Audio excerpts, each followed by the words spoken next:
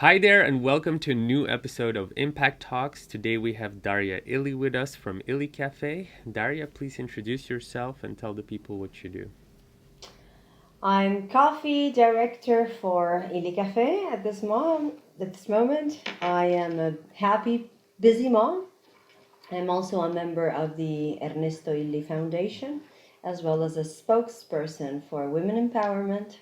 I'm a board member for the Gruppo Illy, which is the family holding that looks over Illy Caffè and the Polo del Gusto, which are the sister companies that we have. I'm a board member for Illy Caffè and vice president for the International School of Trieste. I look after coffee culture, which means I basically look after training and education on coffee worldwide and internally through the company.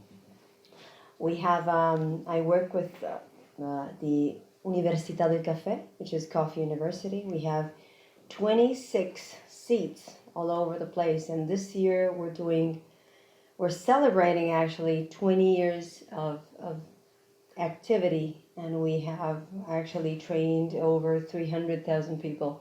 So we're super proud, and it's such a big year for us. We have a special celebrity cup for this, and it's a very challenging job. So I'm a manager, an administrator, I'm a board member.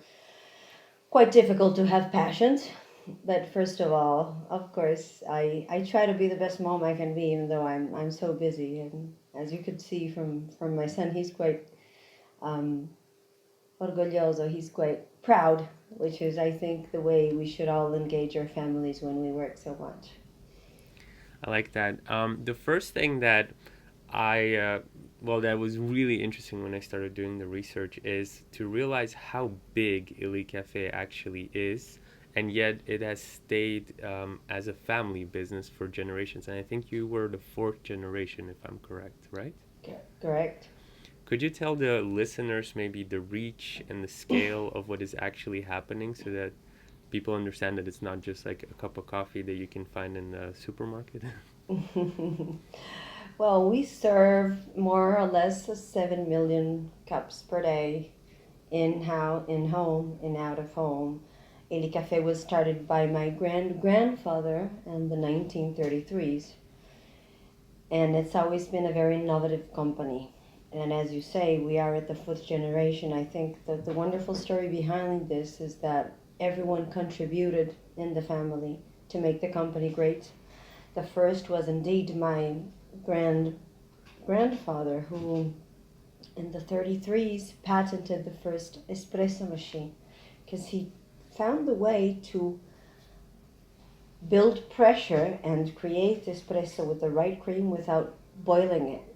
So without giving that idea of burned that was actually at the beginning.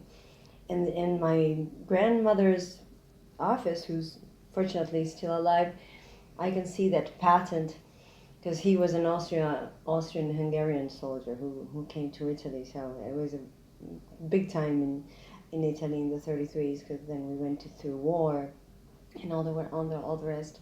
So out of 7 major innovations in the world of coffee, 3 were actually made in Italy. And one was the espresso machine, the other one was pressurization, which means that we package coffee in a way that we do make the best coffee in the world to be delivered to all the world, which means that it gets better in its packaging because we take out air and we insert nitrogen.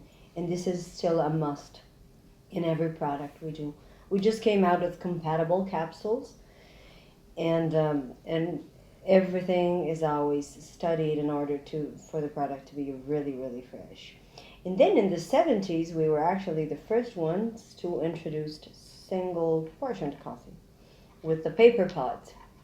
And this was because one espresso has more than 140 variables. And in order to decrease the variability, we tried to produce something that could be easy to use everywhere and easy for anyone to use. So we can make a parallel with today's capsules. In a coffee, in an espresso coffee, more or less, we have 50 beans. And it takes only 15 one or 50? 50, five Wow. zero, Wow. 50 beans. And it takes just one to be imperfect, to ruin everything. So this is why we have over 128 quality controls still going on. I think the brave thing that happened towards the 70s and the 80s is that the company decided to go, this was my father, Ricardo Illy, who decided to go for one blend and one brand. So we are the only crazy company who just does one blend and does all its best to make it perfect. And of course, a great coffee cannot go without ethics and sustainability, because you can't have a perfect product without making it something good for the world and for the next generations. In fact, much before Cutler came out with Marketing 3.0, talking about what the role of a company in society is during the 70s, my grandfather was already talking about what is our responsibility building growth in society whilst also looking at the future of the next generations, which gives you the idea of how much we should not pollute, uh, over overbuy, waste, reutilize, reuse, and all the rest. We have more or less 1,200 employees all over the world. We started from 50. I was a little girl and I was skating on roller skating in the corridors when my father was the commercial director. And now the company is so big. And fortunately, we've managed to grow, keeping the role of the family as the central, at the heart of the company, and also managing to keep up and even improve what the quality idea was at the beginning, which is quite brave, I believe. We distribute in over 140 countries. So when you go to Bali, you will find illy everywhere, and if you go to San Francisco and all over the place in Spain, you will find illy. This is why the University of Coffee was actually born, to try to give consistency to the quality in the preparation, because this is a product that we need to transform, and transformation takes so much effort. And this is why the University of Coffee was born 20 years ago, and my grandfather was the first to lecture. And people still remember the charisma and the easiness with which he was able to explain scientific processes with such a magical aura around it, and simplifying the most difficult processes of roasting and packaging. You have a science background, I saw, especially in this sector. So how do you think the science has evolved since? I mean, you guys were, quite a long time doing this. How has it evolved throughout the time, and where is it now? I think, well, first of all, there are when I did my thesis in science of nutrition, and it was one of the first interactions I had with my grandfather. And I was not working in Trieste. I was in my other career in another part of Italy.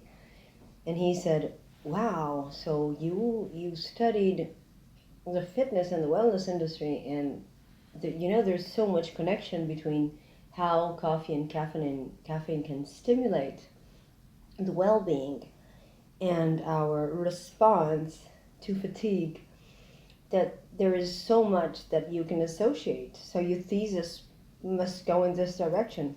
And then he just got me into the company, and he, unfortunately, we lost him before he was able to see my third thesis, which then brought me to a recent achievement, which maybe we'll speak about later. And there are, I think, coffee is the most consumed beverage after water, and it has more than 25,000 studies in the last 10 years or so. And the more we study it and the more we understand how good it is for us, which is something we never really talk about, because then we could have someone else saying, well, but no, there's that other study. I think we learn to analyze studies in a very formal way, understanding how much statistics we can really get from this. Because, everyone can make a study on 4 mouses and say it was good for their heart. Yeah. But there is still so much mystery behind coffee and caffeine, because whilst the effect of caffeine has been very well studied, and it has different preventions among different um, diseases, especially degenerative diseases and very modern ones, such as diabetes and Alzheimer's and Parkinson. And the other way, we don't really know why and which is the thing or the element, the molecule in the coffee that really has other positive effects. So science never stops. It's still evolving. I never saw a moment when we came to a conclusion. We just got to understand the genetic sequence of coffee, which is awesome. But then we're going to have to do so much more. And agriculture today is at the center of climate change and at the center of all our interests. I read a couple of years ago already that there are very few nootropics, they're called, foods that are genuinely really good, like dark chocolates. Coffee was under those. Maybe the question that I have is, the genetic sequence is just finished. I didn't know that. How long did that take? But also, why is it a nootropic? Why is it good? Because usually nootropics are defined as things that are good for you with Mm-hmm. no downsides, versus like smart drugs, which is like you take it and it gives you good things, but it also gives you side effects. So coffee doesn't have that, and I think partially that's outside of the taste. People drink that because of those reasons. But why do you think, just like if you don't know your opinion and all the research that you've done, why do you think it's good? Well, there's a curve effect. So there's a point to which you really get all the benefits, and then if you go too much over, it's not that it's bad for you, but you don't take all the benefits. So there is a recommended standard for caffeine, and it is also agreed upon the EFSA for pregnant women. And this is more or less 250 grams milligrams of caffeine per day, which is more or less like 5 espressos. But then it Okay. depends on which kind of coffee. Is it Robusta? Is it Arabica? Robusta has twice the caffeine than Arabica.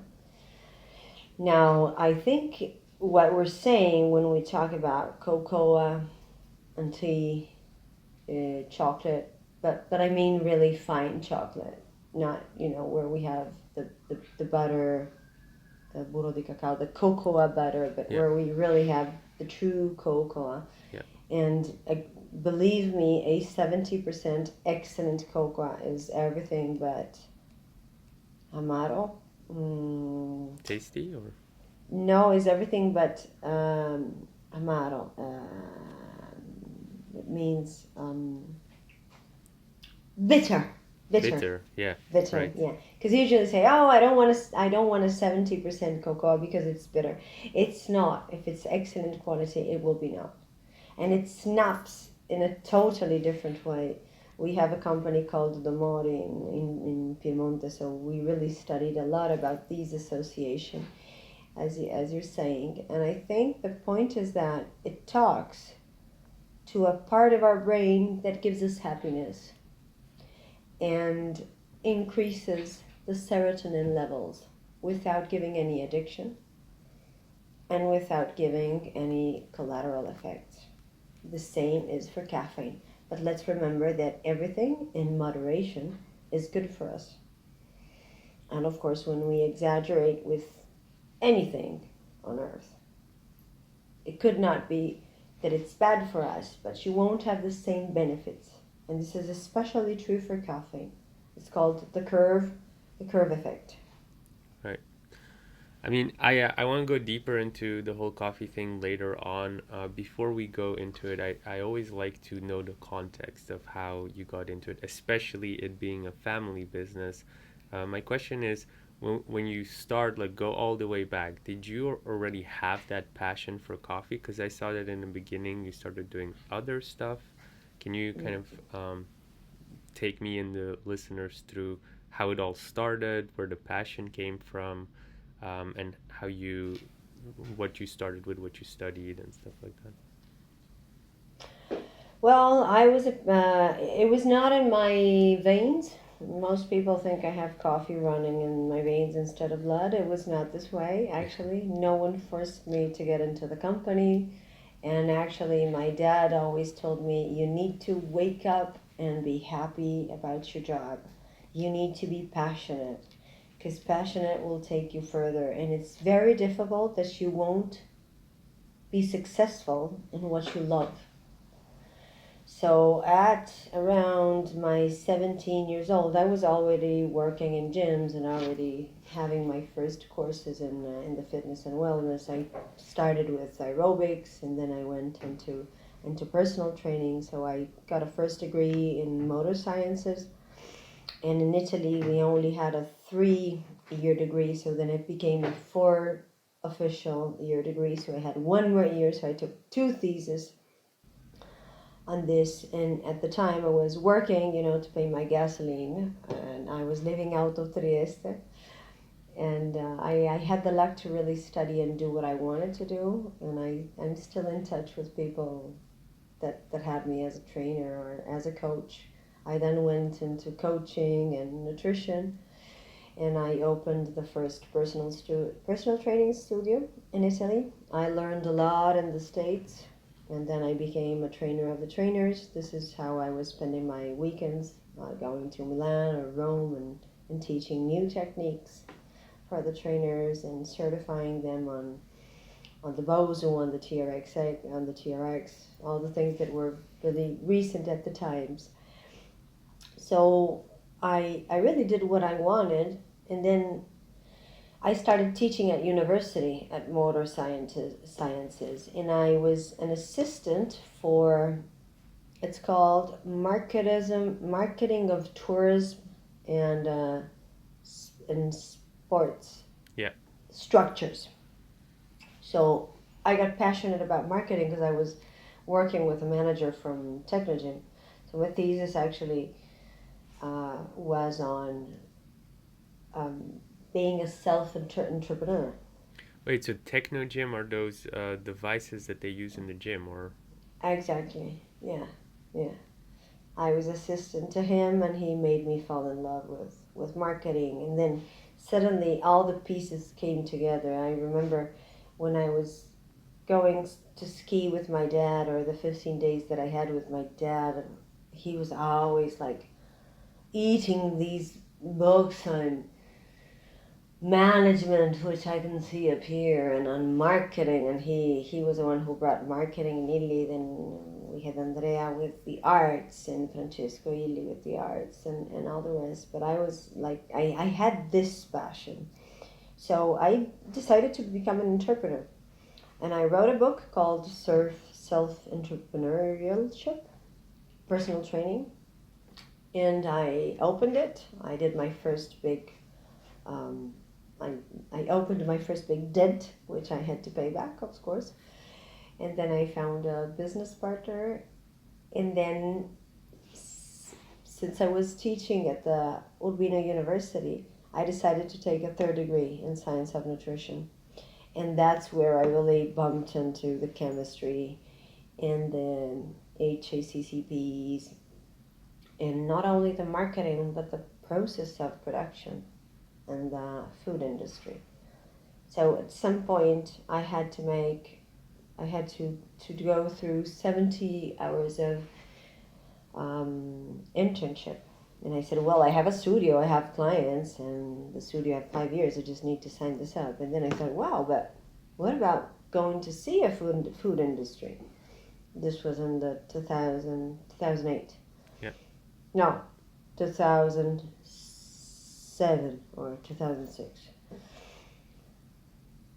So I think, well, this food industry is so close to me. So I go see my grandfather in Trieste, and he says, "Wow, well, this is fantastic. You can do your internship on HACCPs." And it's fantastic because the person that today is my wonderful assistant, I call her Trilli because she's like the fairy of Peter Pan, like helping me everywhere and in everything, and now almost coaching me sometimes, I must say. And she was the one who actually, she was working in HR at the time, and she was the one who signed my internship, like back 13 years ago or something.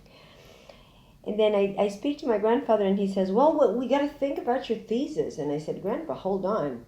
Take a minute. Let me. Oh, he said, but it's so easy. I mean, it's obvious.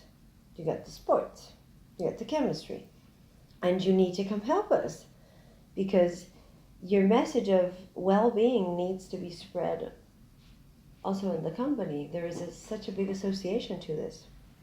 So in the end, I took my thesis was on coffee, caffeine, and health,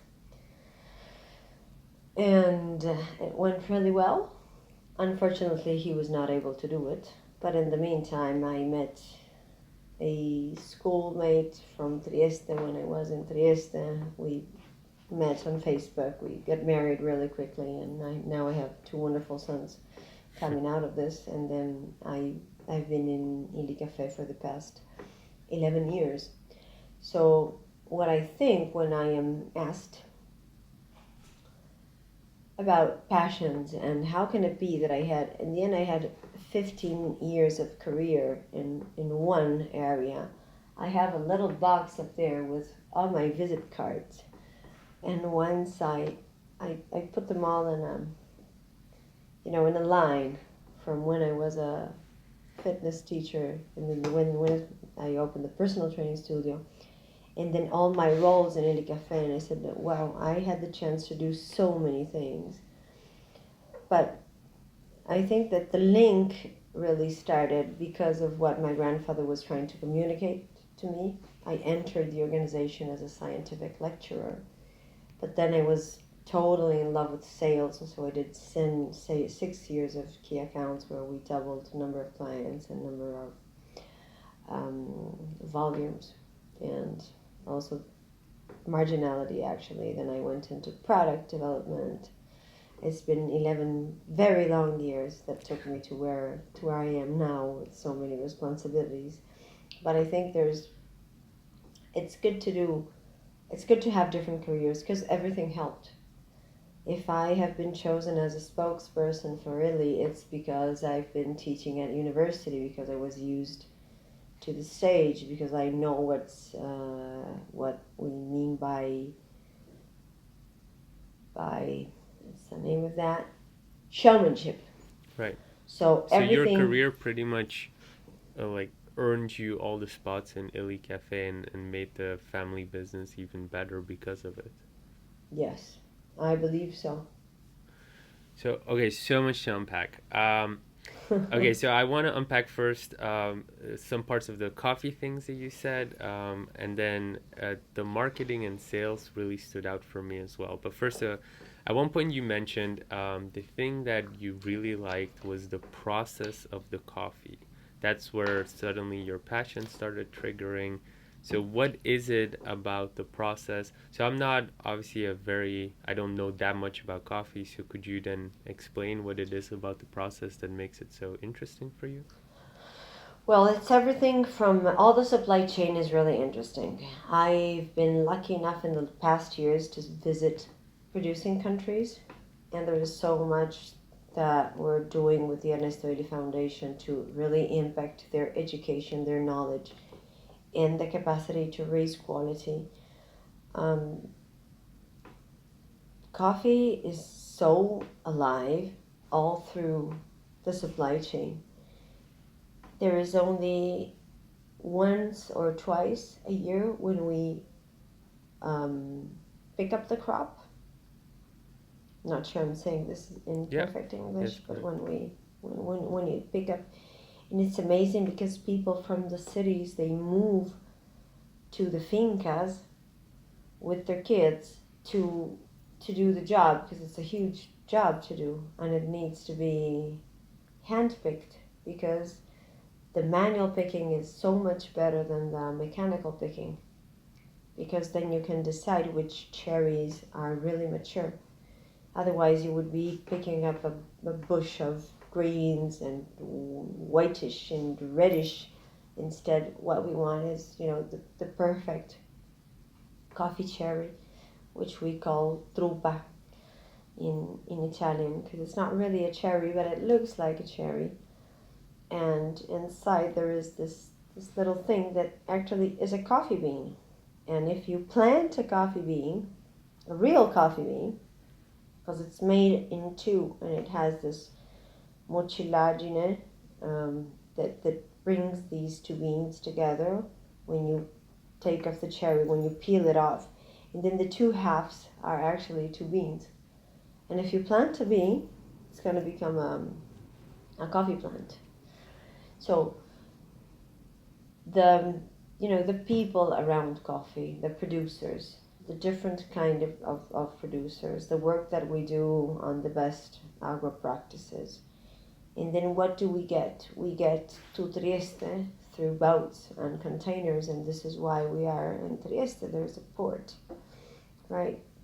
Yeah. So we get through containers the coffee, and it comes. It's green. It's called green coffee because it means it's raw. Raw? Yes, it's So raw. so the It's not coffee toast. is not brown, it's green? Yeah, exactly. Oh, I'd love to show you. It's fine. There's probably pictures that we can find and we can put it in the description. I could have brought it. My assistant left. I could ask him. Well, it's No, okay. no worries, no worries. But But it's so the coffee is green and then green. it goes through the process to, yeah, sorry, continue your story. It goes. It comes to us, and then we only store. Our storage is only for 1 year because humidity gives a big problem to coffee. And this is another crazy choice because everyone buys big stocks on demand and stores them for a long time. We only do this for 1 year, and we keep controlling humidity and all the HACCPs and all the risk factors, and we usually ask a lower percentage than the market wants. Like for decaffeinated, when we decaffeinated. Now I'm jumping from one thing to another actually, so I might be confusing. But as a standard, we always do more than what the standard wants, and this is where illy is special. And And so why, obviously I saw also one of the things that sets you apart is kind of, I'm not sure if it's even an Italian thing or not, but there's this excellence factor that I tend to see when I look at companies like Ferrari and stuff like that.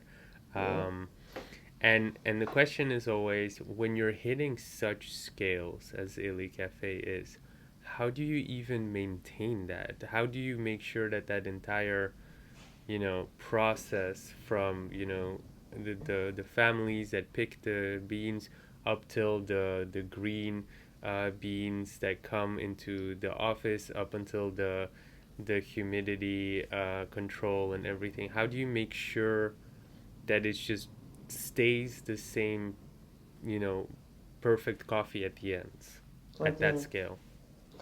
Well, there are two things I need to say on this. First of all, after receiving green coffee, we go through selection with an optical selector, which means that green beans can be greenish, whitish, broken, too green, too little green. So we only get the best. And there is this wonderful machine. There should be a video on National Geographic about what happens in a company, and it's called the Sortex. And it really, from the color, it knows the defects. So I was telling you that our policy is zero defects. Yeah. So from the beginning to the end, we go through 128 processes of control, and we have 4 laboratories who take care of making the recipe stable, better and better. But after the roasting, after the selection of the green beans, there is the roasting, and after the roasting, there is the packaging, and probably the grinding, because we have different products. We have a 250-gram ground packaging, which is for mocha or for um, French press, and then we have the single portion. And then the secret is pressurization, of course. So as I was saying, as I was telling you, everything is then packaged in a way that is perfectly stored and gets even better. So all of these controls also include palates. We have people tasting coffee like 3 times a day. When we accept a sample, we taste it again before it leaves. And then we taste it again when it arrives to Trieste. And then we taste it again when it's time to put it inside the blend. So the blend is made of 9 ingredients, and they rotate in the world. But we could call them like the notes of an orchestra. So there's the chocolate, the roasted bread, the caramel, the fruit, the flour from Ethiopia. And the consistency is the difference. But also the way it's packaged. So when you ask me, how do we keep it up? Quality is now given for granted. The problem is how to keep such a premium price, because we have a higher cost. And why do we have a higher cost? Because we talk to producers and we overgo the stock market, and we like to pay them up until 30% above stock market price in order for them to learn and to improve, because we're interested in nurturing the next generations of coffee producers. You can find a coffee producer with an helicopter because he has such a biodiversity in his fields, and he has bananas and mangoes, and then he has a coffee. So then the coffee price goes down, but he can still live very well because he has other stuff. And then you can find the coffee producer who doesn't not even have a toilet. So it's a very, very, it's a very challenging panorama. Yeah. Very, Like panorama, I guess. Yeah, Yeah. I gave the idea. I'm being a little Italian. And then I wanted to tell you about one time I was, when I used to sell it in the key accounts direction, I was working a lot in Dubai. So I was looking after hotels who were under constructions or constructing new channels and serving like the airlines or the cruises. And I had a case where a Ritz-Carlton, I think, they called me and I said, listen, I have an offer from a local roaster, and I know that you're the suggested brand because you're premium and we're the premium top brand from Marriott. And I said, okay, so what's your question? And he says, well, why should I go with Illy? And I remember I was going there with my distributor. And I said, do you have a machine? Do we have a way to make him taste? Do you have a 3 kilos that we can open? Because, there's this big tin. Now we also have 1.5 kilos. And when you open it and you feel the aromas, and this is what is like fantastic about the world of coffee and what makes me feel at home. Like roasted bread is the same thing as roasted coffee. For me, the roasted coffee, I've been grown up in this house, and then when I was married, I just came back a few years ago. When my father's in my father's closet, since he was traveling so much the world, I knew that he was home when his overcoat was smelling of roasted coffee. And I am so lucky today that when I enter my new office now, I am exactly close to where I get the smell from the roasted coffee, which is not smell, it's a perfume, actually. And it's such a chemistry, and it's so alive. I can tell you there is not one day in illy caffè when we don't learn something new. Yeah, I saw you wrote a post about it actually. Um, so I have a more unique question, which I think I can only ask you in this case because you used to be new business within illy caffè as well. So how do you use tech throughout the supply chain to improve things, to make things faster? Do you guys collaborate with, startup companies, new technologies? Yeah. Well, this is, I think this is, we've always been exploring it, but now it's like mandatory. I'll give you an example. With the University of Coffee, we cannot stop anymore on regular training sessions and uh, going virtual and going tech and going into the blended learning is the number one project for illy caffè. So digitalization we totally embraced 3 years ago when we extended the platform for them for the e-shop and for our e-learning.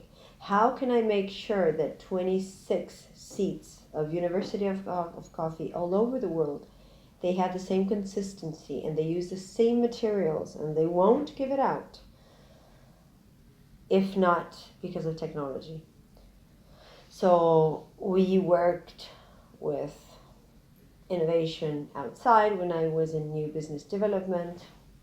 I I am working a lot on a new learning scenario and we're taking a big leap towards regular training into consumer centric training, like giving your time to choose what you want to do and which kind of modules you want to choose and how much you want to learn and when you want to learn, trying to make it more interesting. And this will absolutely, I think, give a different position to the trainer because he's So, gonna so the knowledge part of it, you guys have really fully embraced the digitalization of it, and teaching absolutely, the yeah. next generation of.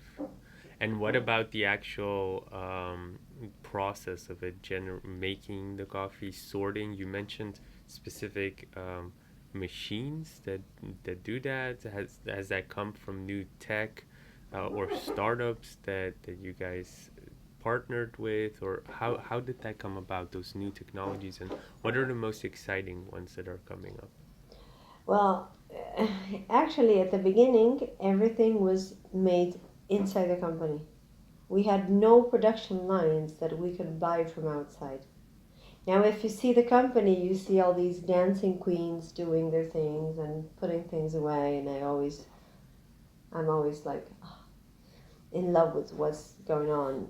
New technology, researching, exploring, collaborating, partnering is part of the big mechanization and that we are embracing. I saw so many things when I started in Italy. We had this thing that my grandfather loved to show everyone in the company, which was how do we make sure that the 3 kilo big tin, is pressurized. So the first trial was he put it I mean everyone as a trial they put it underwater, and if there were bubbles, there obviously was some air um, Escaping. escaping. Thank you. Now we don't do that anymore. And then the other huge thing was that they loved to put it under pressure 150%. And only the ones who were really perfectly, how do you say, saldati, Like sold it as in like closed off. sold, yes, Yeah. sold it in with this aluminum Yeah. tin. And then sometimes you had to do it like this because some of them did explode. And this was so fun. And now there's nothing of this anymore because we went from the solded to the, how do we say, when we when we when you do like that with paper, Uh, with this. so you pretty much, staple it. Yes. Thank you. It's my English is Alzheimer's today. Anyway, No worries. the stapled gave us the possibility to use the 3 kilo format for all the other formats, and it gave us the stability, and it took off so many quality controls that weren't necessary anymore, even though they were so spectacular. And this is the way, everything is moving on. All the improvement, like how do we grind? There are different ways of grinding. Usually, the more costly and the more research is needed to get something perfect, then that is probably what we're going to pick. And it takes so much time to be implemented. I used to work in coffee machines, small machines for home. When I was in product development, we did 4 new babies, because I called them babies. They were my babies. And the technology there, I immediately digitalized. So we created an app so that you could have your recipes and talk to your machine and have a wake-up call from your machine. And it was just the first experiment. We worked with Amazon in Seattle for that. It was just the first experiment on digitalization, and I think it went very well. And that's when we shifted, from we concentrated a lot on the made in Italy, and I learned so much about consistency on the electronic boards and the thermics. So what And was the exact collaboration that you then did with Amazon? What was happening? we did an app that was supposed to was supposed that actually had the phone, your phone communicating to your coffee machine, that would warm her up, because we have a power auto shut off. So in the morning, like when you have your wake up, she would know what to do and which kind of recipe to do for you. Why would you Lunch. collaborate with? How does Amazon come into that picture? Yeah. Well, this happened because it was 2014. It was a long time ago. That actually they wanted to implement the push button, so the automatic reordering of capsules. Okay. And this was a way also to trace, consumptions and what the machine needed, and if there was need of servicing. So we had some kind of information, and then they were tied to the information in America Oh, on when okay. the So you guys reordering. had data that was valuable to Amazon, so it was pretty much obvious that they would reach out and collaborate on that. Yes, yeah, and they really we did the push button. No, how do we call that? The dash button. Yeah. But so, okay, very interesting. The digitalization and the process of it.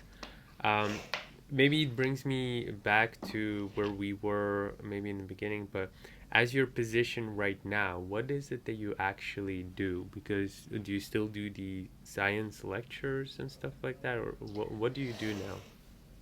Well, actually, now I look after the function that I work with is called the University of Coffee, and I am the director of coffee culture, which has a broader scope, which is really bringing coffee culture all over the world and into the company. I look after um, institutional projects, so like the highest projects, and then the University of Coffee helps me to bring them to life on the execution. I support them with strategy. I overlook at the business and the new techniques that we need to implement. And also I work as an ambassador, so I am a spokesperson for women empowerment, coffee culture, and family business. So a coffee ambassador, like I've been nicely called from some newspaper. Is the coffee university, just for me to gain context, the coffee university, this is pretty much the university that illy caffè created so that uh, like people all over the world could become distributors of illy, or is it for everybody to learn about coffee? And we train producers, So we train the best agri practices in their languages in the places where we produce, so the subtropical areas. We train professionals, so we teach people how to become baristas and do perfect preparations, service, visual merchandising, everything. And then we also teach coffee lovers. And we have a world of ways of, to explore and to learn how to use your palate to recognize the notes of coffee, and then how to prepare it at home and how to preserve it and all the rest. This is the department that I was saying that is just celebrating their 20 years anniversary, and 300,000 plus people that we have trained. So there are these three branches: producers, coffee lovers, professionals, and the areas that we cover are more or less the ones that we have around the world. So we have 26 seats. Basically, well, we have the most important distributors. So this is not regarding sales. It's really about how coffee changes your life, your perspective, your way of tasting, your understanding of preparations, technology, coffee machines, how much you need to press. We had an open day this year to celebrate the 20th anniversary, because we celebrated with producers at the Premio Ernesto Illy in New York. Yeah. And then we celebrated with professionals at the Gambero Rosso, which is one of the most important guides, like a Michelin guide, let's say, for bars and restaurants.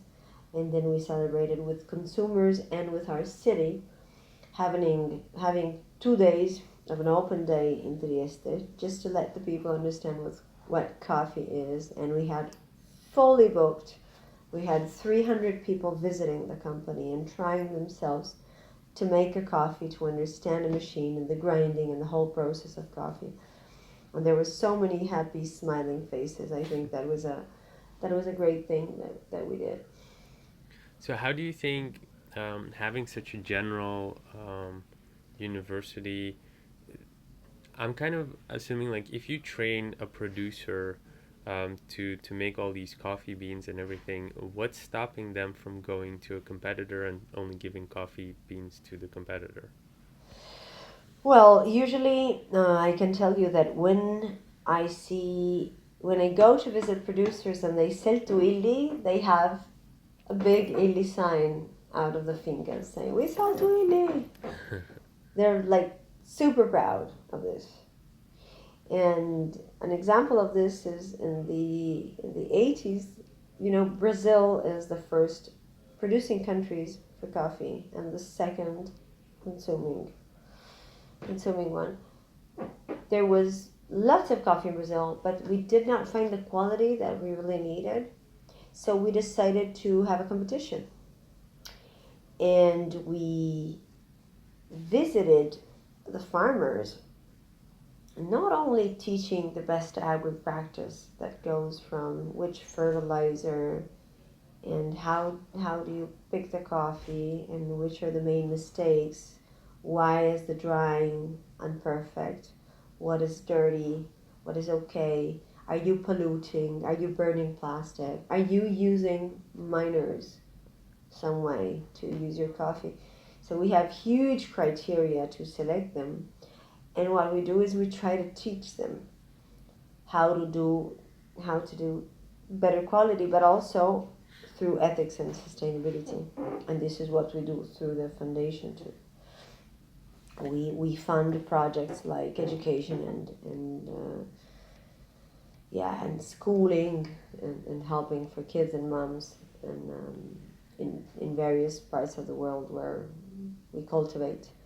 So I think that this kind of service and relationship, which is a real one-to-one relationship, is hardly can be hardly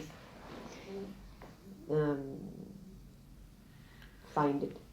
Yeah. Found. So I I have a question about that ethics part. So we had a couple of episodes ago, we had the chief evangelist for Tony Chocoloni. I don't know if you know them. It's a Dutch chocolate company, and their entire mission is to go into the industry of chocolate and eradicate this whole slavery almost that is happening there. Hmm. And so when I started researching Illy, I noticed a similar trend towards kind of reigniting how the supply chain is, um, paying more to all these people, giving long term contracts. I saw. So can you tell me more about?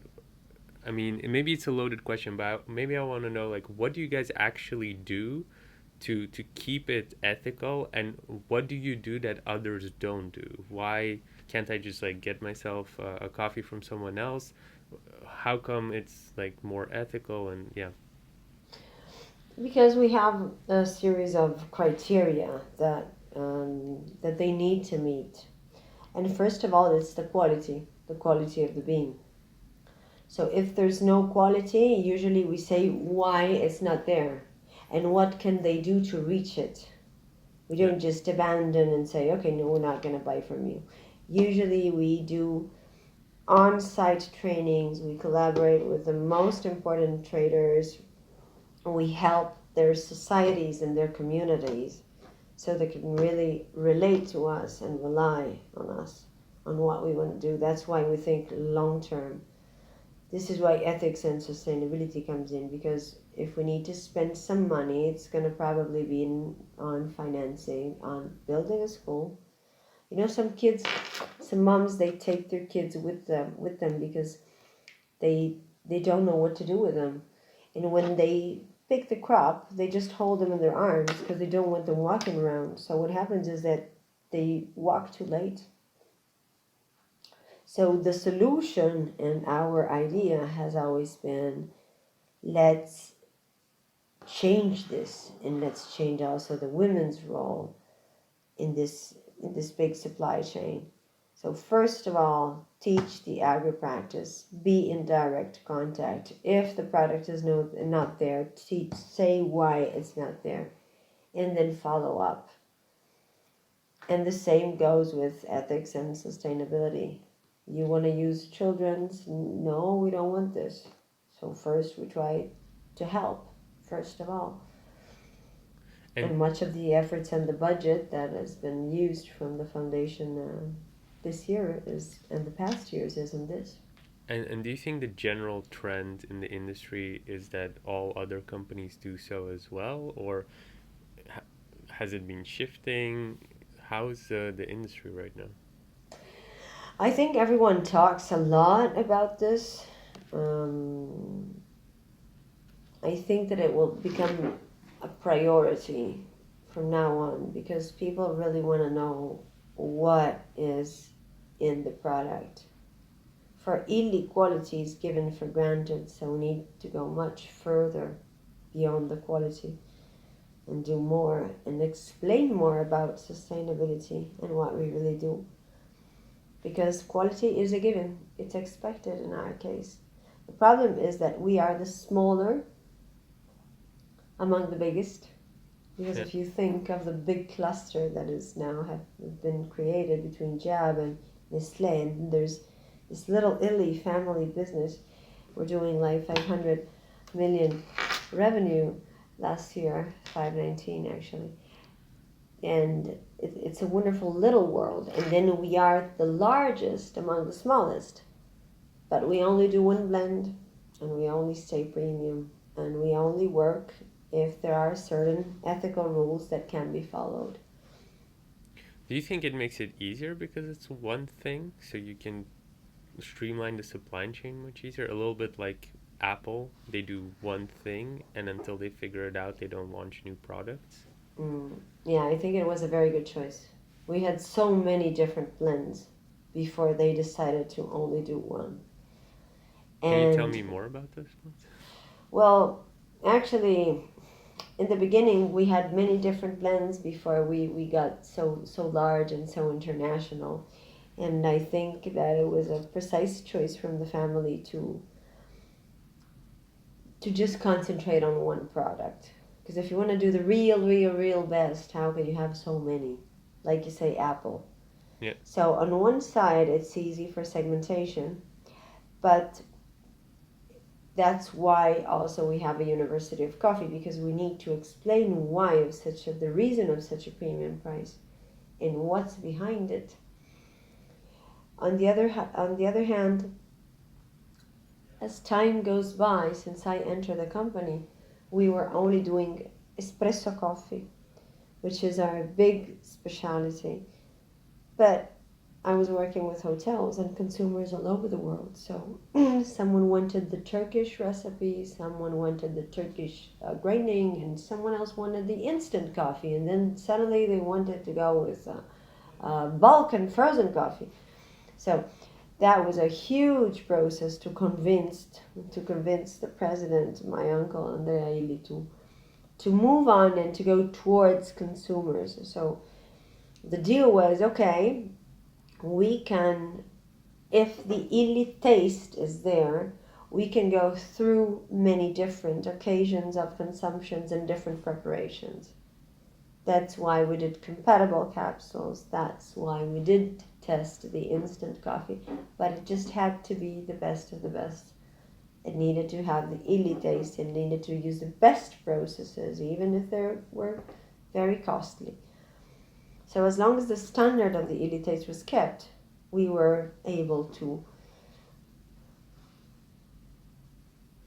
get along with the new necessities of consumers and the countries. I mean, who says everyone wants espresso? In America, they like to have their big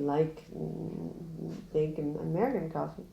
So But we just found the recipe to make the best American coffee as long as you could feel the illy taste. but isn't it so that well, I'm not an expert, so I want to hear your opinion on this. But when you go into these instant coffees and everything, don't you start sacrificing certain health benefits because the quality goes down compared to the original? No, not really. Not really. If we talk about health, yes, probably, but we must understand that 70% of the shelf in Asia is instant coffee, and the same for other countries. So, if they wanted an excellent product to be in the only way that they know how to prepare it, we had to try this. We're still piloting, actually.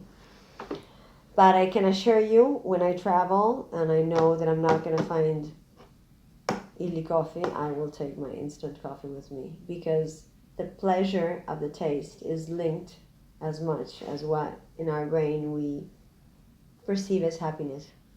So in parts of the world, they pretty much only drink instant coffee, and that's why it was pretty like it's in that niche. It's Yeah, necessary to have some good quality, even though exactly. it's instant coffee. Then okay, but Exactly. then that's Yeah, clear. yeah. And okay, so a lot about coffee. And Maybe then there's one more thing I need yeah, to tell you. It's true that we do one blend, but also because of the consumer requests, we picked out the different origin, from the 9 ingredients. We took out the caramel, the nut, the flower and the fruit from Ethiopia. And we did a range which we call single origin, which helps you to understand why the blend. So it helps you through tasting, and it's a fun thing to do, but it's always revolving around the one single blend. So it's something that we pick out to enhance and make it and give you an idea of what your palate is for the bitter, the sweetness, the caramel, the nuts, the fruit, and all the rest. And also we did different roasts, which we never did. And even if we have one blend, the different roasts really started to intercept yeah. all the different tastes of consumers. And that was a big jump that we did. I want to cover something that you said it before about the women empowerment that you do. I saw that you speak a lot about this topic. I In one speech you mentioned something that 70% of women of people in this industry are women. Mm. Is that, am I quoting you correct on that? Yeah, you are. And Yeah. so how, so why is it such a person? I guess you've had an entire career before this. So is there like something you saw there that made it a personal mission for you, that you wanted to help them so much? Why is it such a personal mission, and how are you helping? Well, the data, which I knew before seeing something that I will describe in a second, is that coffee feeds 25 million families. Of these 25 million people, 70% in the workforce are women. 25 25 million over the entire industry, or just with illy? entire industry. Okay. 70% are women, and 25% of these women are managers. I mean, they manage the farms. Some countries like Rwanda are very advanced on the women acknowledgement. I think I think it started when, first of all, studying, the real salary gap, and the fact that there are countries where it's still possible for a husband to prohibit to a woman to work. And if I think of Europe, we only have one executive manager women on three. So there is so much to do. I had the luck to be raised as a person, not as a woman or as a man. So I never felt myself in a difficult position because of this, if not for a few things that I will censure, auto censure. Um, but when I was in Rwanda, I flew 14 hours to stay there at the Kigali event, and I had 3 panels to work on in 12 hours, Yeah. and I found the time to go see this beautiful young woman called Filote, who just won the International Ernesto Illy Award in New York, both from the judges, the professional judges, and also from the consumer perspective. And I could not go to the fields because it was too far away from the airport. I really touched and went back because I traveled so much, especially last year until December and until lockdown.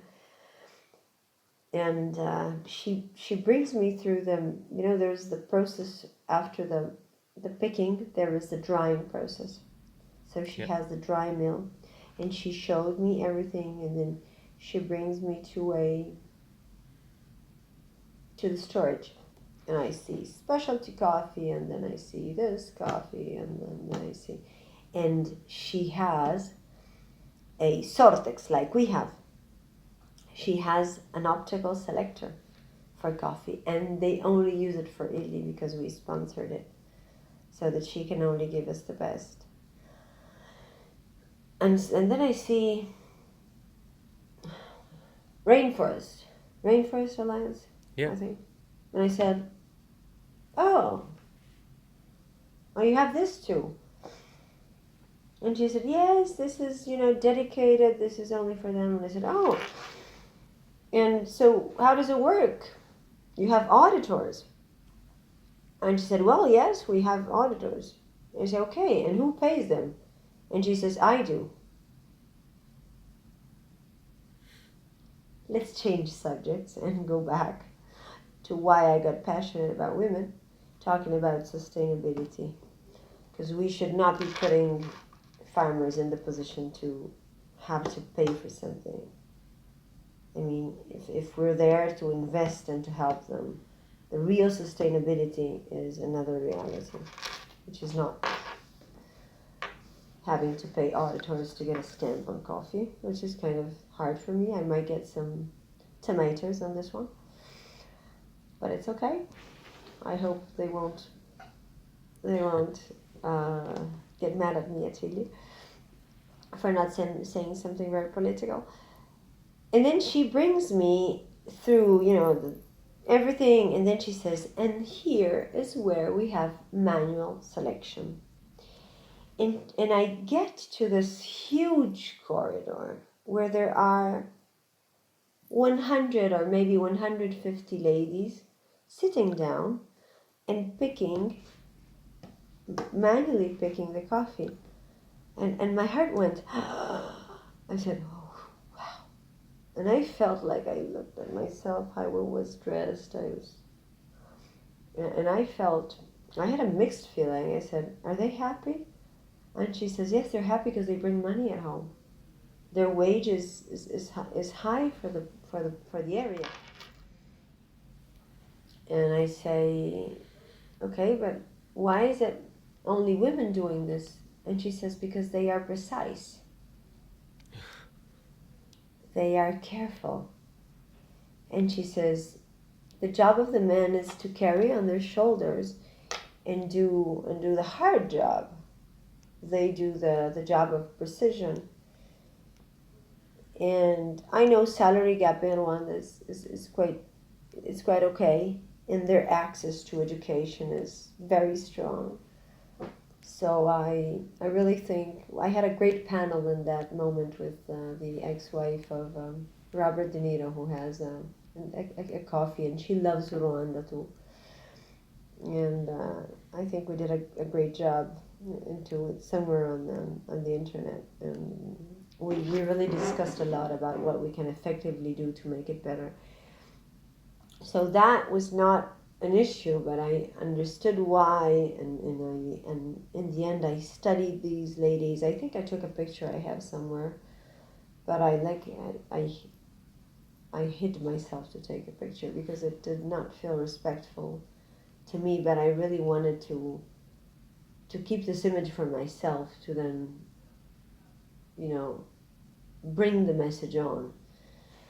So it's an issue about politics.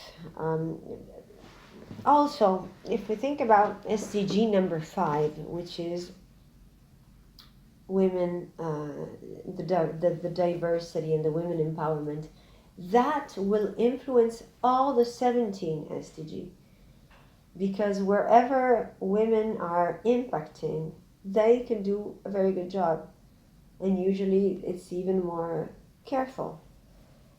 Sometimes microcredit for the farmers is given to the women because who gives the credit, they know that they're not going to go drink it out with friends, that they're going to use it in a positive way, that they're not going to escape or transform the field into cocaine fields. So at the same time, in some countries, a woman cannot have a bank account. So I think it's the mixed feeling of being so fortunate of never having to feel the diversity, if not on some impressions that I will keep for myself, but it's very, very rare that when I see that there is such a gap, and an evident gap, I think that it's something that we cannot not do, also because the society and the community and the economy would greatly benefit from this. So you said on the panel you were discussing some solutions for this, and I in the beginning you mentioned some like investing in schools so that the women don't have to pick the beans with their children. Yeah. What else did you discuss on that panel? We talked about, um, for example, whether we felt, well, it was very centered on Rwanda and the situation with in Rwanda, and it was centered on sustainable coffee. I think the difference is that it's not very easy to blend excellent quality to all this mission because it is easy on one way because you cannot have a perfect product without having an ethical product, and on this we were totally agreeing.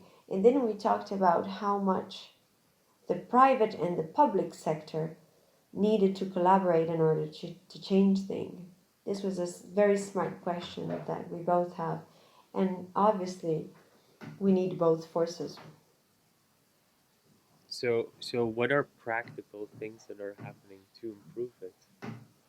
Well, if we think about what happened now during the COVID 19, unlike the bubble that happened in 2008, where men were mostly impacted in their works, this time it was hospitality got the big hit. And it was majorly made, I mean, it hit women. So we suddenly found ourselves looking after children, children out of school, daycaring, somebody lost their job, Yeah. and if they didn't lose their job, like me, they had to follow four boards. I would say one per week, which means at least 12 hours preparation. And then the manager's work with kids asking, can you help me on this Google class? I can't make it. So there was a huge impact on our role. And I think that this might have a positive outcome on the rebalancing of what the family is. I mean, I'm a single genitor parent, Yeah. and many others are. And even if I have an excellent relationship with my husband who lives in a separate house, and he immediately proposed to take the kids for more time. So I think there's a good rebalancing in the family out of this, and that working from home will help our kids to be, smarter and more independent, and help us to be likely everywhere. But we really need to help now in this moment in Europe and in the world for this raise to come up.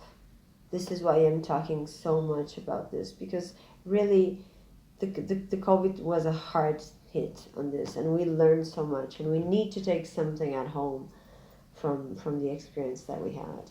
But that's maybe a really good question. How did the coronavirus affect the coffee industry from your perspective, and also from the women empowerment perspective? Well, it definitely quite. It depends on the countries. I can tell you the one that's going on pretty well, for example, but many other countries who had cases of COVID, they found themselves not being able to go to the crops because they couldn't travel, because everything was in lockdown. So the crops were left to themselves. Also, there is the volatility and the fluctuation that the dollar has might be very dangerous for them. Also, the demand went down hugely because we know that Horeca, meaning hotels, restaurants, and cafes, were all on lockdown. And the only way for us to sell coffee, and it did went really well because it did not drop. And illy, for example, was above segment. Um, it made them unsure, the uncertainty of not having those payments. Not only they had the problem that with the ports being in trouble because of the COVID, they could not send in time, which means penalty for them. So it was huge effect, both on the demand, the uncertainty, the fact that most small roasters bought less because of course they don't want the product to be, to be stale or something in their storages. Fortunately, I think overall the industry kept very well. Kept up the pace. I think people really enjoyed and learned how to drink coffee at home more. But this, of course, will have to give a new stability to the demand and to the long-term contracts. Because I mean, one thing is a big industry, but if you think of a small, local roasters or something, they go buy the best Japanese beans once, and then they never see them again. So this does not help the consistency and does not help the relationship. We might end up without good coffee for who really wants to do something good in the world with coffee. Yeah. So then, do you think what's the future gonna look like? Do you think well, you said the industry held up overall, but do you think in 2020 you're going to see a lot less revenues and less supply, or do you think it'll recover quite quickly? Because you No, said it also I gets collected once or twice a year. exactly. No, illy is born to be coffee for hospitality. So what Marriott and other hotels and restaurants and bars suffered, we have local bars too. We will directly suffer. It will not be a good year. Okay. But we have learned a lot. We took out of our drawers all the projects that we had that we couldn't accelerate at the moment because we were so entrenched in our daily routine. And we're accelerating them, trying to save as much money as we can, but the effort and the loyalty of all these people working from home and gathering this team and having the passion, even though we're not seeing each other at the office because we're just, they don't want us to be in the office until September, which is perfectly safe and wise for us to do. But we demonstrated what a big company and what loyalty we have. The projects that have been accelerated, especially concerning me, concern digitalization, huge leap on e-shop, e-learning, webinars, people wanting to be close to us, people calling my people at University of Coffee just to say, hey, oh, how much is this gonna last? I wonder if I left my grinder fine and how should I clean it? So we came up with operational cards on what to do when they go back and reopen in Italy. I think it's not going to be a big year, but I think that overall, what we had the time to put together as far as the way that we had the time to inform ourselves and study, I hope that this will have a positive reverber on climate change. I'm not sure about exactly how, but Yeah. maybe it's going to be less pollution, less transferring. Maybe we will learn how to do at best things at distance. Maybe blended learning will give us less costs and a much more um, big audience. So I think we'll have huge learnings from the year, but definitely this won't be the best year. What we're actually transitioning to was a question that I'd written down, which is climate change. Coffee is such a huge export. You said yourself, after water, people drink coffee the most. How does, how does climate change play as a factor in everything, and does it affect a lot of the climate change, and is there a way to improve it? Have you guys looked into those things? We're looking at it a lot. It is not my precise area of expertise because I would steal the floor to my uncle and president, Andrea Illy. He is studying virtuous agriculture. What I can tell you is that the way we cultivate is number one thing that can help climate change. Do you The think other biodiversity, Do you the think other fertilizers. companies look into that as well, I or think they do. I think they do. I think they do. And our project is to study and give a scientific basis to what we're building with the Ernesto Iri Foundation so that the whole world can then directly benefit from what we found out. Because in the whole supply chain, what we discovered measuring, it's funny because we had an objective for 2020. We wanted to decrease um, pollution by 20% and improve the reutilization of energy inside the company by 20%. And we achieved this already in 2019. So then we decided that by 2030, when the company will be 100 years old, we wanted to be totally carbon neutral. So we started this big analysis and we understood that actually the big thing happens in the fields. So this is where we need to act. This is what we're studying, and is what will really have a huge impact in the world of agriculture and climate change. And sometimes, I was thinking how selective was the COVID, because it's very cruel to admit, but it was very selective. What do you mean? I mean, it hit elderly people, mostly people that already had issues. It did hit, in some cases, also minors and healthy people. But in the end, climate change would be totally unselective, because 90% of what we use to eat and to nurture the planet would be just off.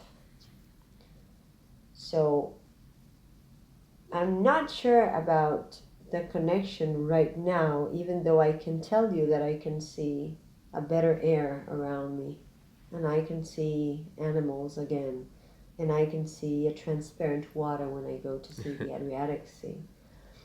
True. But I hope that really this is just a small part of the thing, but I really hope that our habits will change so much that we can have an impact of something that would be totally unselective. It's the difference between the black swan and the green swan. What do you mean with that? Well, black swan is what Nassim Taleb wrote in his book The Black Swan years ago. He used to work at Wall Street, and now he's a professor of finance, and he describes a black swan as an event that is absolutely rare,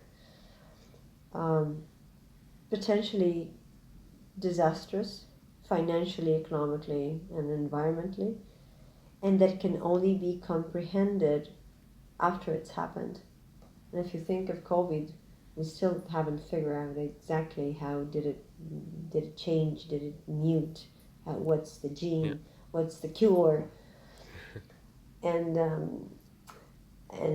actually black swans they exist in Australia, because the term is very strong, saying that it's rare and unpredictable.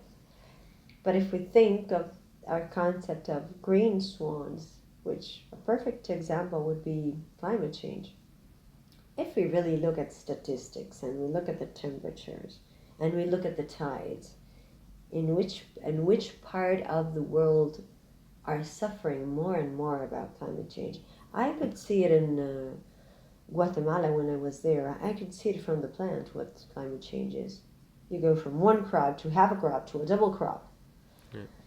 So that is predictable. And that is where we really need to do something.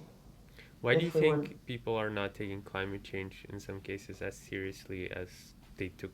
Well, Corona obviously was really harsh and right away, but it seems to me like climate change will be, if it goes really bad, way worse.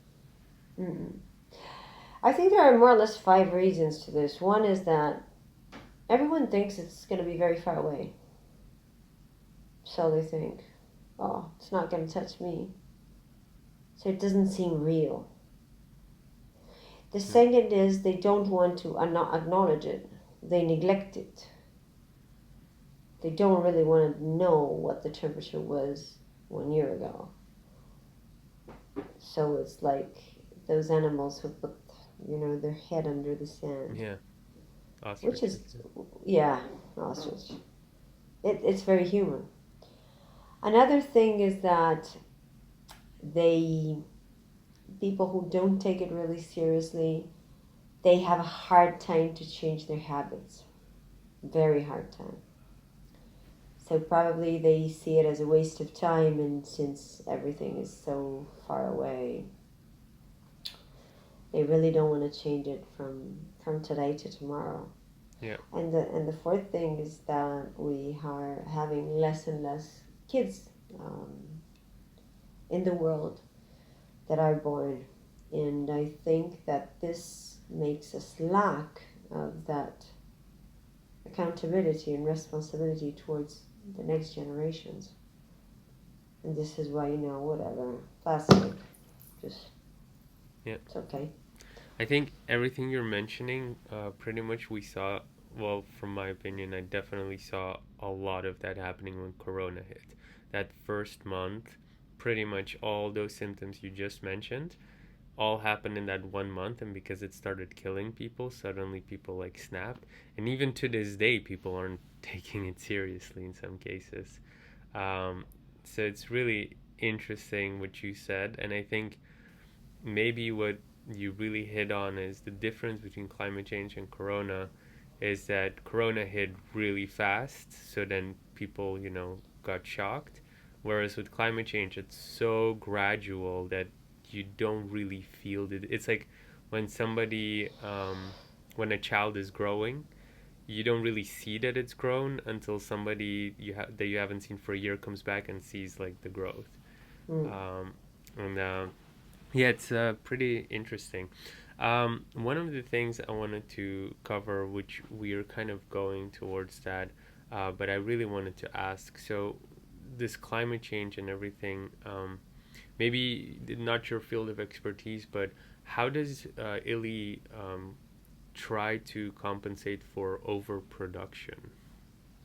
What we use is we reutilize most of the energy that is given out, for example, from the roasting.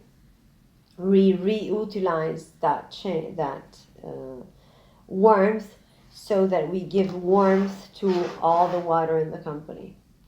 So it's the three R's: reuse, recycle, and trying to, Do you feel for there's still a example, lot of overproduction happening though, even though you're using those things? no, not overproduction. No, no, not overproduction and not overheating. No, I think we're very, very careful on that. We never have massive storage. No, I think that it's very good that since sustainability for us has three areas, it's economical, it's social, and it's environmental, that we try to recuperate all that we give out. Yeah. One example is the warmth that the roasting process produces, we reutilize for warming up the pumps and the waters. Another thing is we have incremented hugely the sun panels, that Hmm. give energy. So we're becoming like totally sustainable. The big effort that we need to have will be on how to help the first part of the supply chain. Because as far as I feel, I think we've done a huge job at being modern and recapturing everything that we give out to the planet in order not to hit the planet. What is the biggest learning lesson that like other coffee companies could take from what you just said to not overproduce and help climate change?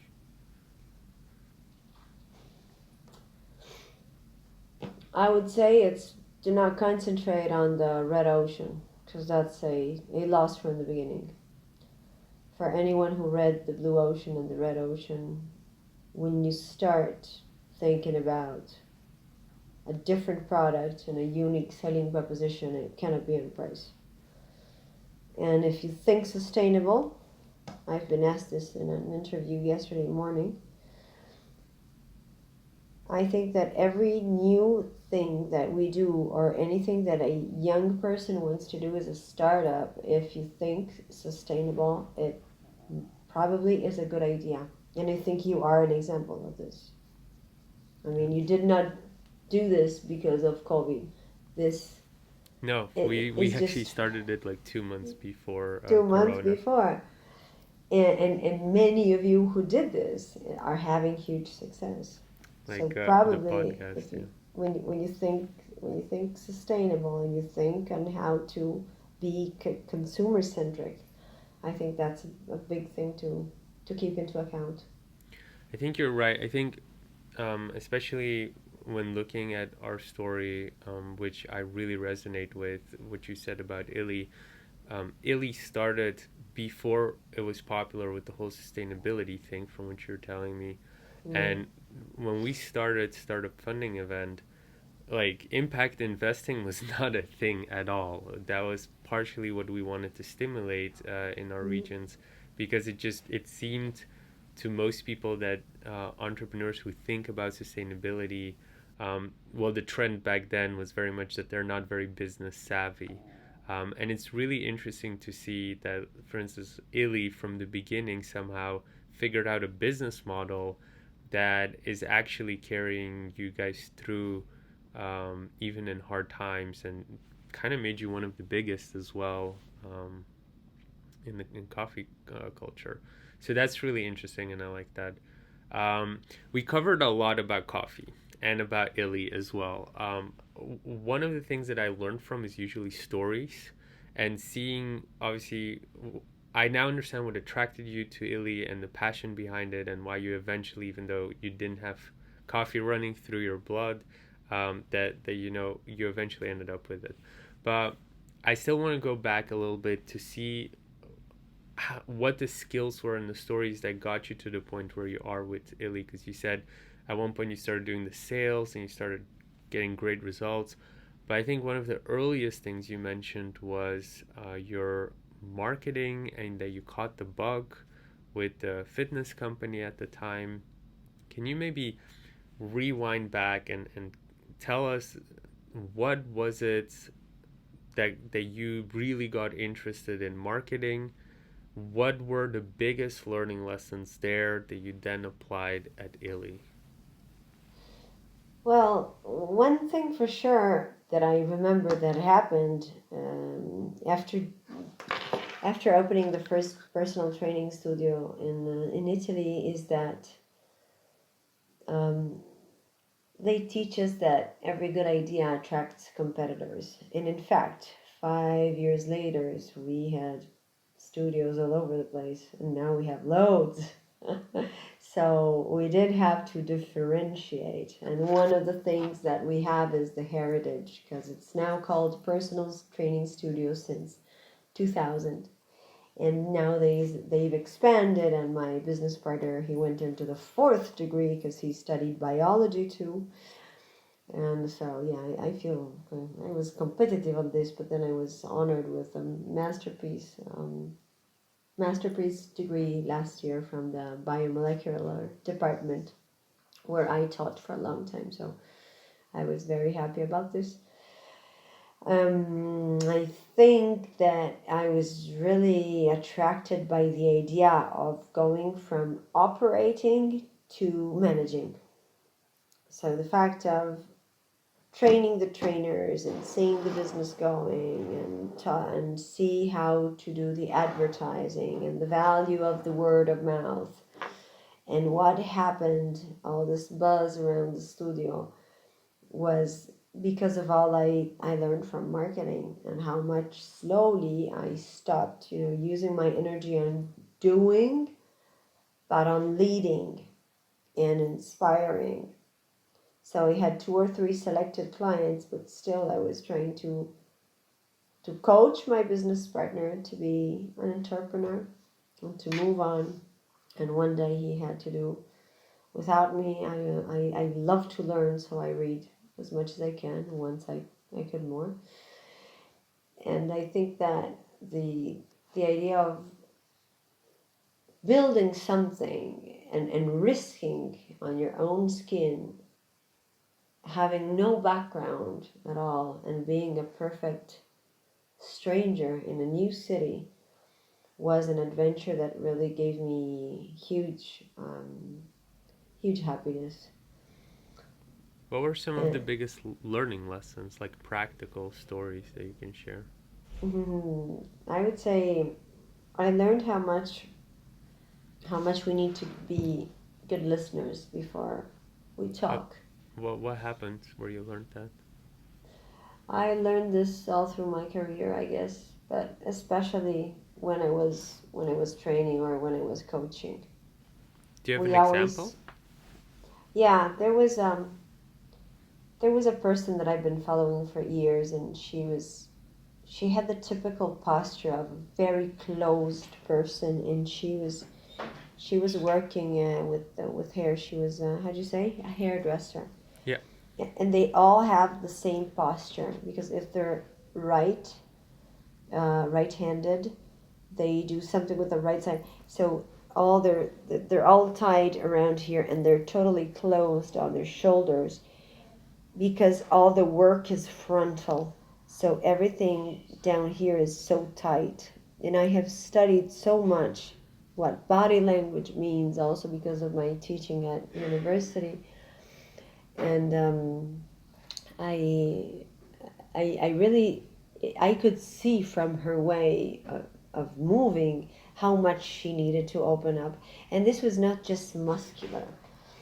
We did so much because I really moved her and opened her. Oh, thank you, babe. I moved her. Shoulder blades. Yeah, shoulder blades, and then slowly, her neck was tilted. And then suddenly, thank you, honey. And then you know, without pushing her, she told me that that was not the only reason why she was so closed. And I heard, I think, one of the most hardest stories I ever heard in my life about a person holding her baby brother and having him fell from her arms and unfortunately disappearing. And I think she will never be the same person again. But it was so hard and so difficult to talk with that, just being there for her and being a good listener. I think sometimes you take out things that are so important from yourself, and it's good because you just took them out. And the same is in management. I mean, you can see this in meetings. People are not listening. They're just thinking about the next thing they want to say. Yeah. And we lose so many opportunities in this way. People always observe me and think I don't speak a lot. But when I speak, I do speak. But before, I listen a lot. Do you feel that it's helped you throughout your career in general, not just illy, to listen? And what would be maybe a couple of like really practical tips for somebody to know whether they are listening or not, and how they can listen better? Becoming a good listener is like becoming a good runner. You just need to bite your mouth and start thinking about it. Count until 30 and exercise. It's just like your palate. To recognize the different notes in coffee, you can't know that if someone does not take you through that. Another thing is, I like the concept of shining through others. So the kind of what happens in a career is that I've been through product development, I've been through sales, I've been a CEO of one of our companies in Milan, 30 million company, 77 employees. We produce coffee and capsules for coffee. I think that the point is that there is one moment when you need to stop knowing how to do things, but learn and absorb from your team. And as far as responsibility grows, your expertise and operational expertise goes down, but your capacity of listening and coaching, and especially making the right questions, is what can turn things around. Making the right questions, I'm sure, is really important. What would you tell newly appointed managers when they're well? I can imagine they're listening to this and thinking, "Oh, I listen." So newly appointed managers usually have the trouble of not really listening, but usually just waiting it out and then giving a point. So what would you tell newly appointed managers who don't have a coach to get them through it? Well, I would start from saying that sometimes we tend to be very analytical, and it's sometimes we need to take fast decisions. And if we don't decide for ourselves or for our team, somebody else will, or something else will. So it might go wrong sometimes, and we can admit to being wrong, but don't stay there and wait for something to happen, and don't overanalyze.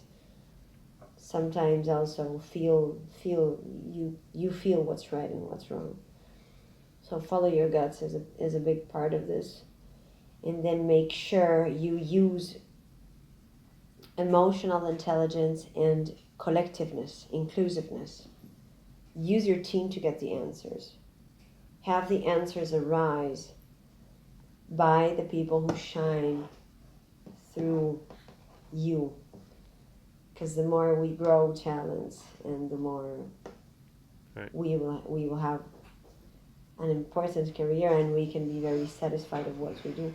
Because it's all about human capital and holding them tight to us and in finding the right way to grow them, Yeah. not being stubborn, being Yeah. humble, especially at the beginning. I think what I also like what you mentioned is as you grow and more responsibility, you become less relevant operationally. It's your team that takes over. And I think what you added to that is more of a leadership lesson that I'm taking away from it, which is, you know, the more responsibility you have, the less you need the spotlight on you. You're better off putting the spotlight on the others, and through that, you're leading the organization, so you're gonna shine anyway. So it's not necessary. Exactly this. And it's Um, going to have a much higher impact. And yeah, probably also we will learn so much more from this. yeah. Actually, we're transitioning really well to a segment that we introduced. So you talked about things that can go wrong, and one of the segments that we have is called the crash and burn segment, which pretty much the question is always, what were your biggest failures that you had throughout your career, and then biggest failures that you didn't expect, and what did you learn from it? Oh, biggest failures. Oh, I got a collection of them. Biggest failures. The best story, I'd say. Oh, God, let me think. Hmm. I think in the 2000s, the first thing I did to promote the studio was sending letters to everyone telling them that I was existing, which made me learn, first of all, that usually we have 1% of Conversion. success, yeah, of conversion, yeah, from that. And also that I was already antique. And also that without targeting appropriately, it was totally meaningless, even though I did try to target. It did not really work, so I think I got empowered by what word of mouth means. Um, another another big failure. Well, here's the one. Maybe this is recent. When I had the chance to get a real, I mean, my biggest point in the career as a manager has been when I was appointed CEO of illy caffè in Milan. And what I did, I was analyzing all the processes and all the departments in order to reorganize the company. But what happened is that I have given objective to grow, and my MBOs were based on the growth of the company. But I had to make a selection of the products that we were selling, and it was mandatory. Yeah. And my big miss there was not to rediscuss my objective, but simply lose them because I did not back to my boss, which I usually do with my people. Because when I give objective, I sit down again 6 months after that, and then 6 months uh, again after that when it's time for the release, so that we can think about what did you achieve and how did you achieve and which were the organizational behaviors that you could do better with, and where your improvement can be. And I was so worried about the fact of not achieving growth for the first time in my life, because it was written in my objective, so I could not accept the fact that I did a different job and it was meant to be a different job. So probably my mistake was not, speaking about it. Actually, then I didn't even need to mention it because the company acknowledged that what my mission was different. But yeah, it took some time because reorganizing is very different than growing. you know, what I learned is in everything you do, when I had the amazing opportunity to have a job rotation in Italy, is every place you touch, you need to leave a sign. And only then you turn the page. Yeah. And this always needs to be very clear, and I like it to be measurable. Great. Which transitions really well to our next segment, which is the impact segment. Obviously, this is Impact Talks. So we always ask our guests, what is the project you worked on that had the biggest impact?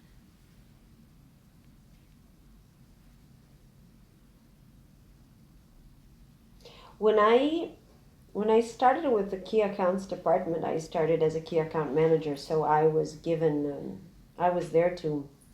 There were four candidates as possible leaders of this team of five, which then became of seven people. In the first 2 years, I passed. The first 2 years, I passed like having to do with the chains, but then I grew a little step further, and so I became like chief of the office, Yeah. not yet a manager. So I completely restyled it by segmenting every single chain, premium chain, and finding new opportunities. Like I got into the travel industry, like cruises, airlines, Yeah. and Hotels. hotels were already Okay. there, but we went into ice cream chains as well. And what we did is we segmented, but we were really prepared on everything that was just about to open. So I visited with helmets hotels that were just constructing, and we were ready to see the mock-ups of the rooms and see how the coffee machine would look there. We were really prepared to service them and to give them whatever they needed from us straight from the beginning, so that the illy coffee and the full coffee program could really fit their sizes and fit the brand and how it was taking life. And then the new channels. So the team grew, and we went from 4 people to seven. I then became a manager, and yeah, the results were there. I think this is the passion that I had behind that project was really to make people happy, and being, on the road and talking to difficult people like senior buyers, but telling them a story that I know was true. So I had the opportunity to meet wonderful people. A person I adore is Arnie Sorensen, CEO from Marriott, who unfortunately now isn't well, and my meeting with him will be forever in my heart as an example of what a leader is. If somebody has a chance to take a look at one of his videos or messages to stuff, I think it's really worth it. You're talking about the director of Marriott, right? CEO, yes. Yeah, the CEO. I saw he had cancer, Yeah, and then the unfortunately. whole Corona hit as well. I saw the video that he sent out to all of his Did you staff. did you see it? Didn't you find him like so charismatic and Yeah, true I thought it and was so sad that strong? he has cancer, and then this comes on top of it, and like he was probably thinking taking like a short break, and yeah, that video went viral and was really interesting. What I found actually really interesting was also the comments, because it was a lot of support, but also some people that were like posting stuff that I didn't understand. Really? Oh, I have to look back at it because I did post something about him because I'm a huge fan. I had the privilege to be on a. We had we were at a crazy place in the world at the Cayman Island. We had a meeting with hotel owners, And I had him 5 minutes all for myself, and I really liked the way he saw priorities, the way he treated his people. I mean, this man responds in an email like in 3 minutes to me. I mean, who am I for you, for him? Yeah. Just when I say, hello, how are you? I heard you're not good. I have such a fond memory of you. Be strong. I hope to see you so soon. And he does it with everyone. What did you learn from him that left such an impact? I Like think that, priorities or something? What did you say? yeah, I think it's priorities. And I asked him, how do you find the time for yourself? And he's very strict on his agenda. He's probably better organized than me because he looks at email at one point of the day, he walks his dog at another point of the day, and he probably didn't know what free time was at the time, but his pace and organization really helped him to keep a balance. We're almost coming up to the end, which I think is good news because we've been going really long. I just noticed. Yeah, I'm Uh, tired. No, I don't. I'm not tired. I need a bathroom break. I'm not but tired. no, we're It's almost such a finishing up. pleasure.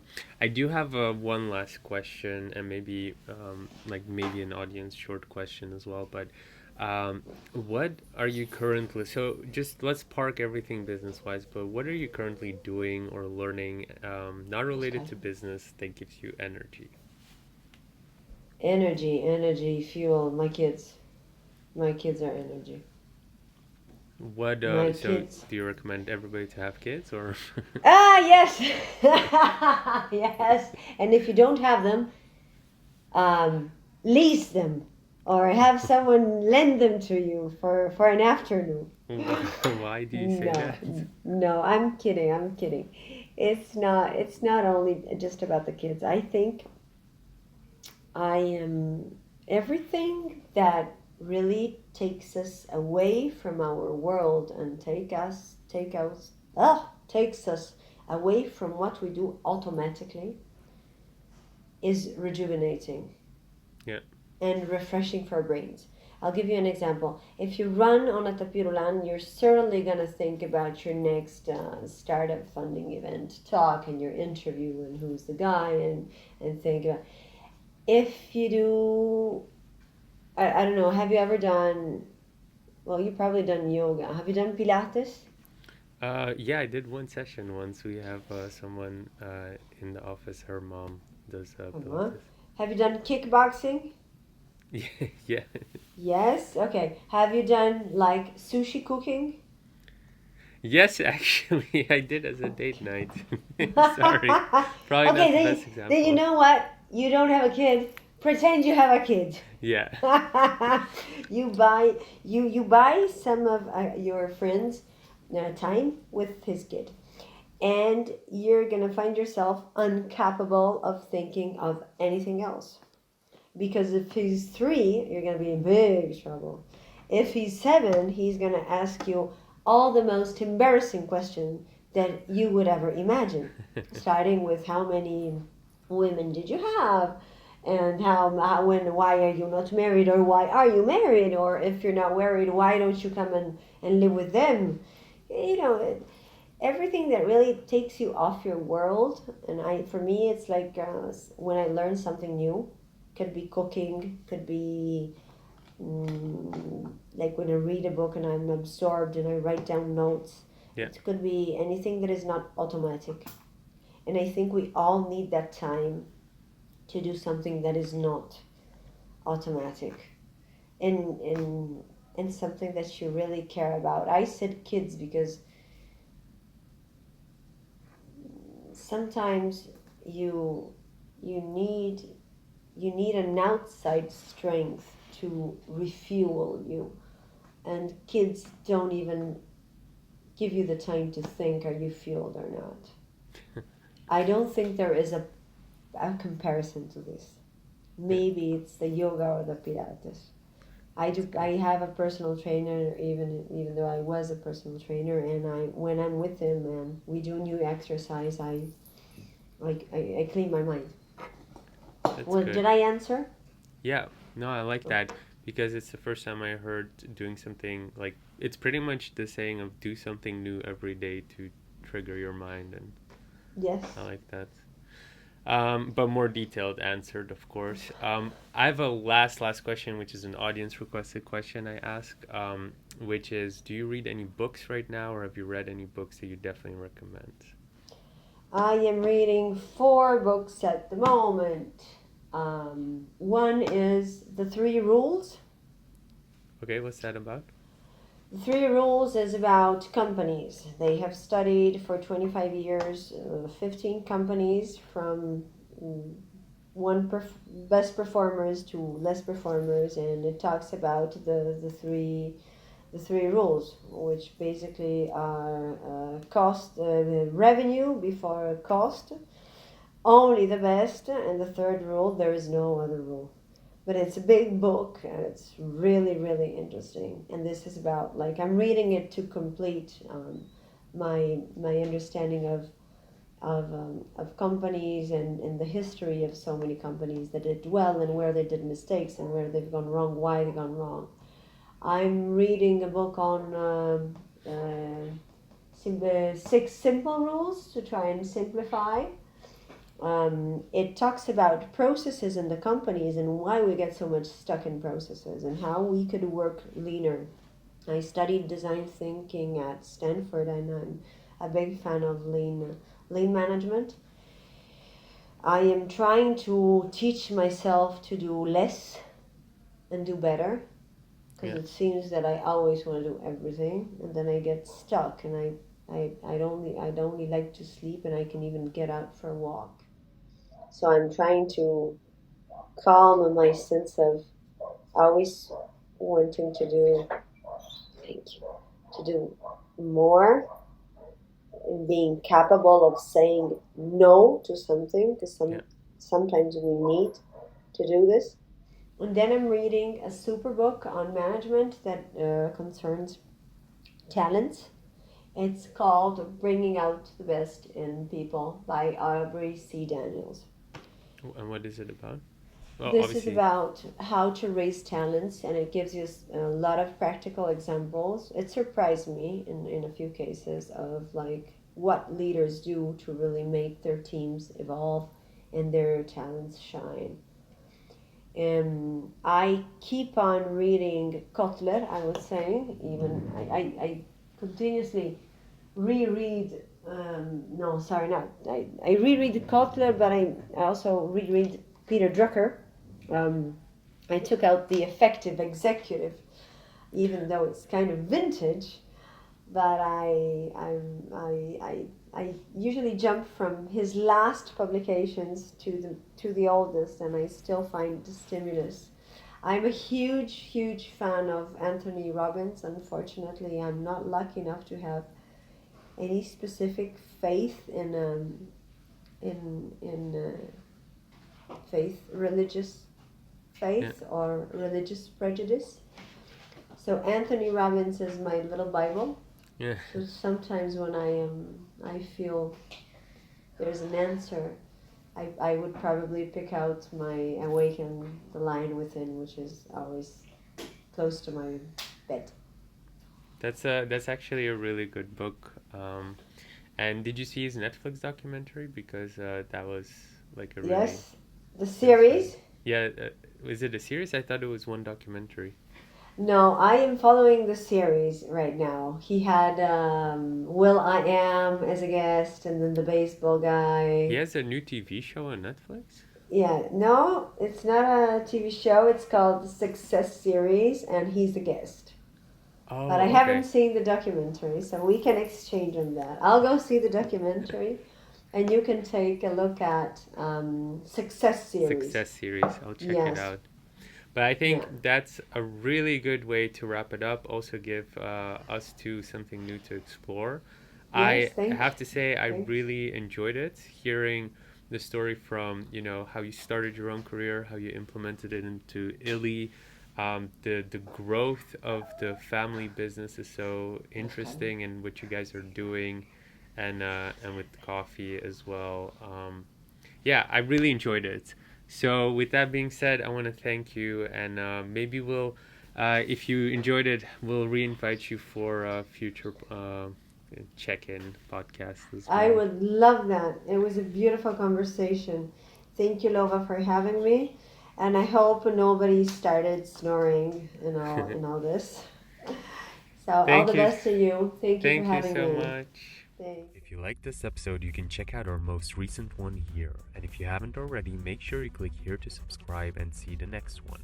But if you're interested in more tips and tricks, then make sure to join our Facebook group where you can find thousands of like-minded people and you get direct access and support to any business question from the entire startup funding event team.